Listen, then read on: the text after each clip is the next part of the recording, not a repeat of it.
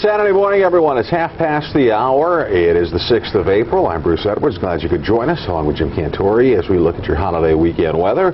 Looking a little sloppy in the south, chilly in the east, and everywhere else not really all that bad. I'm definitely ready to start talking about some sun and some 75-degree temps. I'll tell you, the last official sign of springtime is just around the corner, actually. Everything else has passed by. The swallows returning to San Juan Capistrano, the buzzards to Hinckley, Ohio.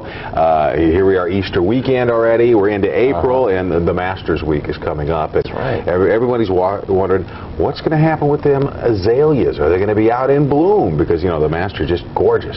Gorgeous property down there, and all the foliage out. It looks usually beautiful, but this year could be a little troublesome. Yeah, and you know what? Through Wednesday, we are staying cool. I mean, if we could get a week of 75 to 80, I think some of these azaleas would start coming out. But I don't know what they're going to do. They do funny things, though. They'll probably have them all in the greenhouse, and they'll probably all haul them out for next weekend's tournament. Well, they may just do that, because aesthetically, I mean, you know, when you look at the video of the Masters, you want to see those azaleas bloom this time of the year. That's right. You're right. And they need to bloom, but we're going to have to wait a little while longer. All right. Hopefully, John Daly will improve a little bit before he gets there. All right. Let's talk about what's going on with the departure from normals. And speaking of departure from normals, what Bruce and I were referring to was Daly on 8 yesterday. I guess he took a 12 or something. So that was kind of interesting to see that at the Bell South Classic here in Atlanta. Anyway, what's going on Friday? Yesterday, here you go. You can see. Here you go. You can see it out west. We'll show you the departure from normals, and hopefully me as well. There we go. All right. Notice here, West Texas. This is where we saw temperatures 40 degrees below 1 day yesterday in West Texas. They had 18 inches of snow at Sweetwater. The little area between Midland and Abilene along I-20 there had just some incredible small-scale meteorology going on, a lot of vertical cooling within that column of air, enough so that we changed the precipitation type over from rain to snow. And they just got hammered with snow. And you can see temperatures were, you know, just totally below normal from where they should be this time of year. So a huge change from where things should be. Bruce, this thing blew out of the... We put my show list again, 205. It just came right on out. I hit the button twice. And it just said, I'm coming out of the show list. So pause here, folks. If you'd like, go get a cup of coffee, come back, and I may actually have some weather for you by the time we get back here.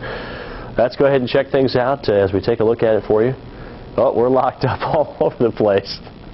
I tell you what, Bruce, put Stack 98 in there. That's a good one, because this has kind of an overview of what's happened of late, and then Bruce will have the forecast.